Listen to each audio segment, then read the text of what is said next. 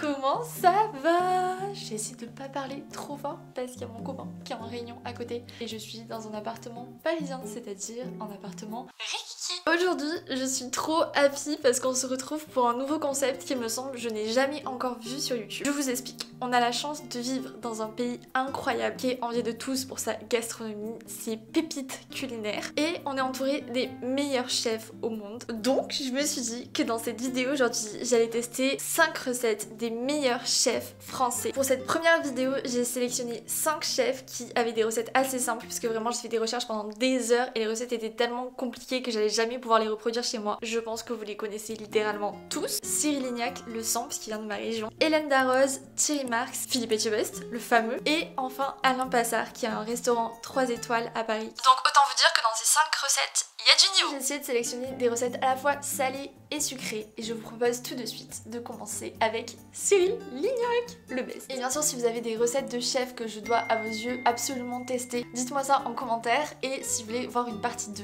je le ferai avec plaisir, donc n'oubliez pas de vous abonner, de mettre un like à cette vidéo ou un petit commentaire, ça me ferait trop plaisir. Et si vous vous chauffez à reproduire les recettes, n'hésitez pas à me taguer sur Insta, ça me fait trop plaisir, vraiment.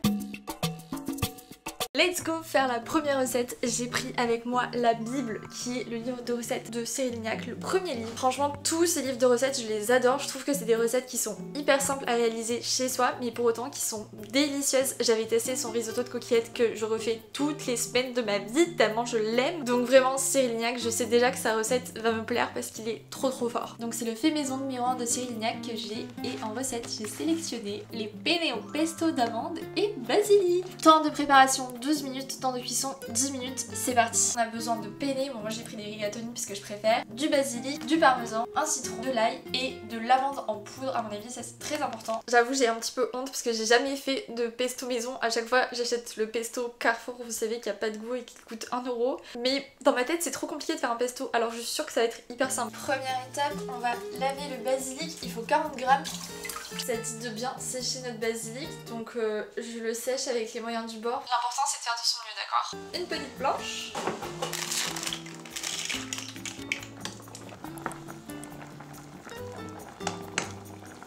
Pour faire le pesto, on va utiliser un blender dans lequel on met notre basilic, 55 g de poudre d'amande, on va couper un citron et prendre le zeste.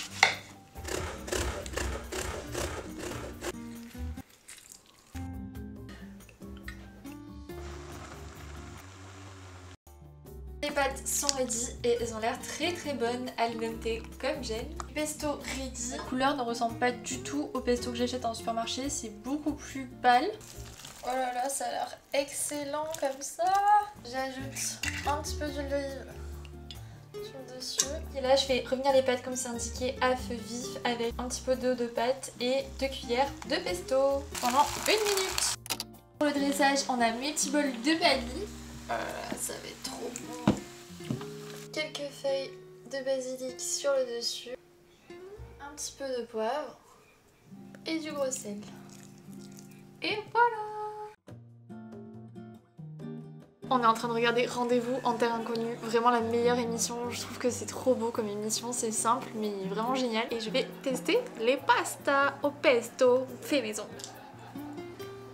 Je pense que j'aurais pu ajouter plus de feuilles de basilic. Mais c'est quand même très réussi pour un premier pesto, je suis fière de moi. On sent bien le parmesan et le citron. Trop bon. Première recette validée. Tu valides monsieur Adoral? Contente. Oui, ici aussi. Deuxième jour de recette, on va faire une recette d'Hélène Darroze qui est sa tarte à la tomate qui a fait fureur sur Facebook parce que à la fois elle est délicieuse et à la fois sur la vidéo j'ai lu les commentaires et apparemment les quantités ne sont pas super bonnes. J'espère que ça va le faire et il va falloir faire notre propre pâte à tarte, donc c'est parti. Pour la pâte, on va avoir besoin de farine, de sel, de lait, de beurre, d'olive, de parmesan et de piment d'Espelette. Et pour le dressage, tout simplement des tomates et de la burrata qui m'a coûté 5 balles à Monoprix, je hurle. Et on peut aussi ajouter du basilic, mais j'en ai plus. Première étape, on prépare la pâte avec 300 g de farine, sel, piment d'Espelette. Oh là là, quand je vois ma cuisine, enfant là j'ai trop hâte de tout changer, j'en peux plus de cette cuisine. Ensuite on a besoin de 40 g d'olives, je vais bien les découper pour que ça s'incorpore dans la pâte. En vrai des olives dans la pâte c'est une trop bonne idée, ça va ajouter un petit goût là. J'ai trop hâte. 50 g de parmesan, un petit peu à l'œil j'avoue. J'ajoute ensuite 150 g de beurre et 80 centilitres de lait. Même mon fouet il fait pitié, regardez. Ok, je pense que là elle a dit pétrir la pâte, on va y aller avec nos pâtes. Non Spritz, c'est pas le moment, mais oust. Waouh, mais elle c'est tout rond, c'est tout beau là. J'ai l'impression de faire de la muscu, mais elle va être minuscule. Ça va être une pâtée de tarte. Peut-être. 2 hours later. Ok, je suis contente, je pense que j'ai fait le plus dur, la pâte, donc ça devrait le faire. Maintenant, let's go couper les tomates en rondelles. On fait des rondelles de tomates. Mais il y a un truc qui me chiffonne, j'ai toujours mis de la moutarde sur le fond de la tarte, tandis que là on n'en met pas. Donc j'espère que ça va pas être trop fade parce que justement la moutarde c'est censé le relever et tout ça. Déjà, mais c'est cute! Je pensais que c'était bon pour mettre mes tomates, mais pas du tout. Là, il faut que je les enlève. Il fallait mettre la pâte 10 minutes au four avant de mettre les tomates. La pâte est ready. C'est pas la plus belle pâte à tarte qu'on aura vue de notre vie, quoi. Là, on peut mettre nos rondelles.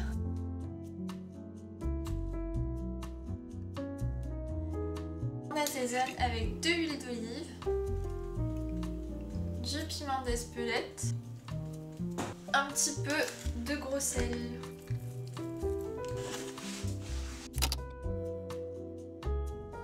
Ok, la tarte est ready. Oh là là, j'espère que ça va être bon. Il nous reste à faire la burrata. Assaisonner la burrata d'huile d'olive et de gros sel. Bien la tremper. Ici. Et je fais la même chose pour le basilic. Oh là là, mais vous vous rendez compte de la beauté? Elle a l'air succulente, incroyable. Oh, j'ai trop faim, j'ai trop hâte. Ok, on va couper la burrata.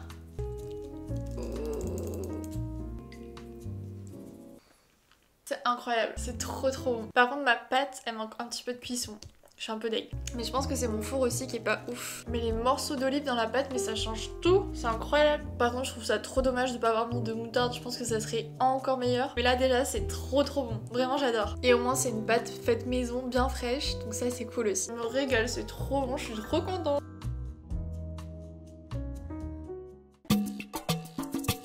Aujourd'hui, on va faire une recette de Thierry Marx. J'ai cherché pendant des heures une de ces recettes qui était simple à réaliser. Il fallait tout le temps avoir des appareils spéciaux, etc. Mais j'ai vu que Lidl avait commencé à faire une collaboration avec Thierry Marx avec des recettes accessibles. Donc on va aujourd'hui reproduire la recette de cannelloni épinards ricotta. Je pense que ça va être extrêmement bon. Par contre, ça va être un petit peu dur à faire, mais je ne m'inquiète absolument pas. Parce qu'aujourd'hui, je suis accompagnée de mon papa pour faire les recettes. Si vous me suivez depuis longtemps, vous savez que mon papa était cuisinier avant. Donc on va pouvoir profiter de toute son expertise, de tous ses conseils. Ouais. Pour cette recette, on va avoir besoin, of course, de feuilles de lasagne, de parmesan, de lait, de ricotta, beurre, des noix, épinards et farine. D'abord, on va faire fondre 30 g de beurre. On fait chauffer l'eau pour les lasagnes. Astuce, si vous n'avez pas de balance comme moi, vous prenez 3 cuillères rases et on arrive à un petit peu plus que 30 g. Comme ça, on sait qu'une cuillère à soupe de farine rase, c'est 12 g. Il vaut mieux mettre du roux chaud avec le lait froid, comme ça ça va aller très vite à cuire et tu n'auras pas de grumeaux. Le roux c'est le beurre? Le roux c'est le beurre. Beurre et farine ça s'appelle roux. Ok. La farine au beurre. Ça c'est pour faire la béchamel. Pour faire la béchamel. Là tu enlèves les grumeaux, tu remues comme il faut pour pas qu'il y ait des grumeaux, tu laisses bouillir un peu, que ça cuit un peu la farine. C'est trop chouette de faire les recettes avec mon papa parce que vraiment il a les meilleures astuces. Tu remues. Là les grumeaux il n'y en aura pas. Sel et on poivre la béchamel.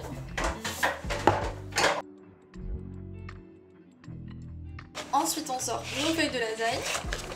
On en prend 20. C'est bizarre, on dirait du carton un peu. Oui. Mon papa est en train de laver tous les épinards, les feuilles de lasagne sont en train de cuire. En fait, cette recette, c'est moi qui te regarde cuisiner quoi. Chaud. Et nos lasagnes sont toutes prêtes. On a un plan de travail de lasagne, on dirait qu'on l'a customisé quoi. On concasse nos noix. Et comme ça, la main dessus le couteau. Ça évite qu'on se coupe. Maintenant, on ajoute nos petites noix concassées aux épinards. On verse toute la ricotta. Ça, c'est ma partie préférée, c'est la partie cracra, beurré, le plat. Le mélange épinard ricotta, cuillère à soupe. Là, tu plies un peu, parce que sinon ça fait trop grand. Là, Et tu roules. Tu roules, tu écrases, tu remets ta pâte devant là, pour que ça retienne. En même temps, tu auras mangé quand même avec la pâte. Hein, t'en remets à la fin. Bon, c'est joli de voir le verre. Hein. Là, en plus, on doit préparer. Ouais. Pour tout bien répartir, on met la farce en premier sur toutes les feuilles de lasagne. Et ensuite, on va rouler pour faire nos cannelloni.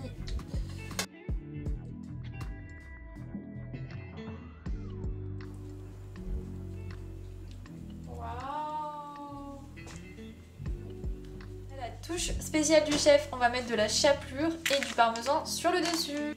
Il parmigiano reggiano. Maintenant on met au four. On a préchauffé le four à 200 degrés et on va cuire pendant 20 minutes. C'est beau! Oh là là, on va se régaler, c'est trop beau.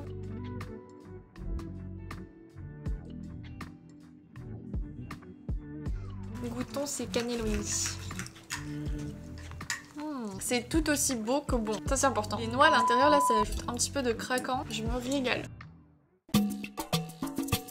Et maintenant, je vous propose de passer aux recettes sucrées. On va commencer par le chef Philippe Etchebest, qui n'a pas entendu parler de lui dans Cauchemar en cuisine. J'adore ce chef parce que je trouve qu'il est hyper accessible. Dans toutes les recettes beaucoup plus simples qu'elles ne le sont quand c'est expliqué par de grands chefs étoilés. Là, on va reproduire sa recette de brownie qui a l'air vraiment hyper simple. Mais d'ailleurs, il a une chaîne YouTube où il met plein de recettes classiques à reproduire simplement chez soi et il rend tout ça hyper accessible et c'est pour ça qu'on l'adore. Donc go tester sa recette de brownie, je pense qu'on va se régaler les papilles.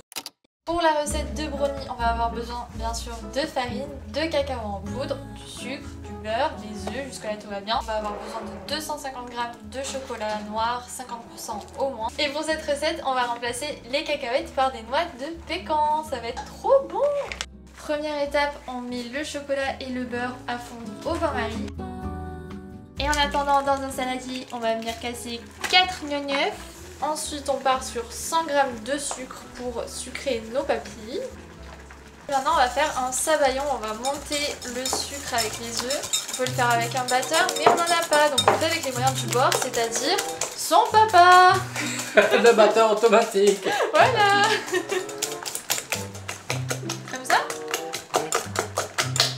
Putain, ça fait la muscu là. Ah, je suis essoufflée. 2 hours later. Prochaine étape, on va concasser les noix de pécan ou les cacahuètes comme vous préférez. Je vais mettre à peu près 30 grammes. Je vais à peu près 30 grammes de plus. Ça sert à quoi de faire ça? Regarde, tu vois les impuretés et voilà. Oh. Et en même temps, je vais mettre plus fine et je mets moins de grumeaux. Waouh. Déjà la pâte elle est trop bonne. Maintenant on va ajouter 30 g de cacao.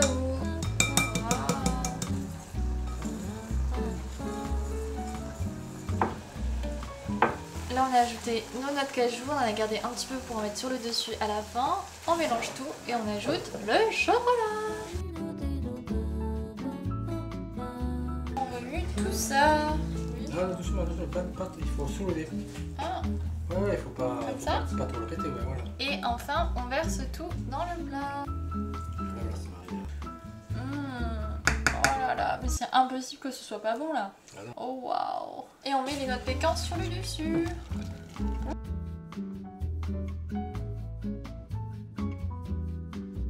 Et c'est parti pour 20 minutes de cuisson. 2 hours later. Oh non, on a oublié le brownie. Oh non. Ça va? Ça va aller, je pense. Ça va aller, mais ouais. Oh, il était juste. Hein. Oh là là. La caméra, il fait bien noir quand même. Ouais. on se retrouve quelques heures plus tard pour la dégustation du brownie qui a un petit peu trop été laissé au four. Mais il a l'air bien moelleux, bien bon même s'il est un petit peu cramé sur le dessus. Là je trouve qu'avec les noix de pécan ça se marie super bien. Un petit peu de fleur de sel, je pense que ça aurait encore plus relevé le truc. Je parle à la caméra et je parle à mon père en même temps. Mais j'attends d'un grand chef comme Mathieu Best d'avoir cette petite touche qui fait la différence. Et là la différence je la sens pas non plus vraiment. Ouais mais il a pas voulu faire ça. Il a voulu faire des... Il a voulu faire un truc accessible. Non mais c'est pas trop dur d'ajouter des petits ingrédients un peu. Je pense que la recette elle est inratable. Pour le coup elle est simple à faire. Mais c'est la recette que tu vois sur Marmiton. C'est pas la recette incroyable. Tandis que dans un chef comme ça, bah t'attends d'avoir une recette un peu plus avec une petite touche qui change. Et là cette petite touche, oui tu l'as avec les cacahuètes ou les noix de pécan. C'est pas non plus le truc folichon quoi. Mais je me régale. Mais c'est ce qui compte au final. Dernière recette de cette vidéo, je vous propose de terminer par la plus belle des recettes, la recette de la tarte aux pommes d'Alain Passard. Tarte aux pommes bouquet de roses, elle est sublime, j'ai trop hâte de la faire et je pense que ça va être délicieux. Alain Passard c'est un chef étoilé dans le restaurant L'Arpège à Paris. Si vous n'avez pas vu la série Netflix Chef Table, je vous la mets en barre d'infos, elle est incroyable et elle retrace en fait tout son parcours dans un des épisodes qui était hyper intéressant. Donc je vous mettrai tout ça en barre d'infos et c'est vraiment un très très bon chef. Donc j'ai beaucoup d'attentes concernant cette tarte aux pommes, j'espère qu'elle est aussi bonne que belle. Daddy, en tarte aux pommes ou en tarte aux pommes pas? Ok, alors j'ai trouvé la recette sur le magazine Marie-Claire. Niveau ingrédients, ce qui est cool c'est que c'est hyper simple. On va avoir besoin de 5 pommes qu'on prend de préférence rouge, rose pour faire la couleur de bouquet de rose, de citron, du beurre, du sucre et de la pâte feuilletée, tout simplement. On a juste besoin de ça. Et en gros, la grosse astuce de cette recette, c'est de faire des tranches de pommes ultra fines, qu'elles soient presque transparentes. Donc le mieux, c'est d'utiliser une mandoline. On découpe les pommes en deux, on enlève les cœurs, le bout. On va pouvoir venir les couper en fines tranches de 1 mm maximum. Prochaine étape, il faut qu'on coupe 2 citrons en deux pour récupérer tout le jus, parce qu'on va mettre toutes les pommes dans un saladier pour éviter l'oxydation et on va les laisser se ramollir pendant 10 minutes. On a fini de découper toutes nos pommes. Prochaine étape, on remplit d'eau froide et on va mettre du jus de citron. Tu prends ta fourchette là, tu la plantes au milieu, là, et tu fais ça. Non mais Daddy, heureusement que t'es avec moi pour finir ces recettes. Hein. Tu vois ? Les astuces de papa adorable. Et on met un chrono pendant 10 minutes pour laisser ramollir nos pommes. Et on n'oublie pas de préchauffer le four à 200 degrés. Hop.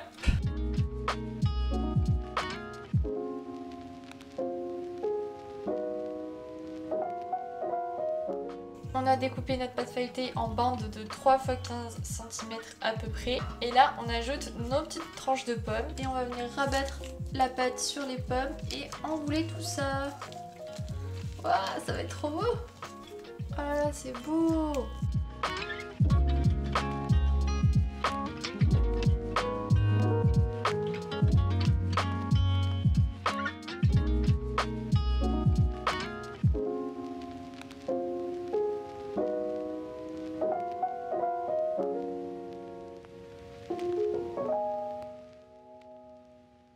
Oh là là, elle est trop belle, c'est magnifique. Et c'est très joli. J'espère que c'est aussi joli que bon. Goûtons cette tarte aux pommes qui est trop jolie. Elle est trop bonne. Elle est craquante sur le dessus. Au fond, ça fait un peu comme de la compote toute chaude là. Excellent. On n'attendait pas à ce que ce soit aussi bon. 10 sur 10, je suis trop contente. Mais honnêtement, je sais pas si j'exagère, mais pour moi c'était la meilleure tarte aux pommes que j'ai jamais mangée. Elle était incroyable. Mais je trouve que ça change vachement des tartes aux pommes classiques. Ah bah oui, le goût c'est pas du tout le même, c'est beaucoup plus raffiné, c'est beaucoup plus... C'est confit. Il vous faut tester, c'était excellent. C'est un petit peu compliqué à faire, mais ça vaut le coup.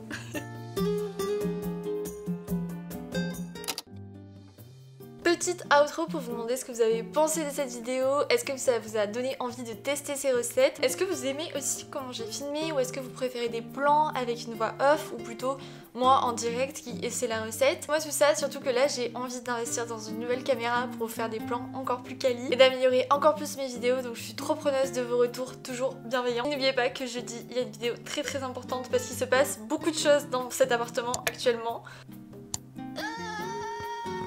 If you know, you know. J'ai très hâte d'être jeudi. Mettez un petit pouce si vous voulez voir une partie 2 de cette vidéo concept recette de chef français. Et n'oubliez pas surtout de m'identifier sur vos stories Insta si vous reproduisez les recettes. Merci d'être resté jusqu'au bout. Vous êtes les 100, gros cœur sur vous. Et à jeudi.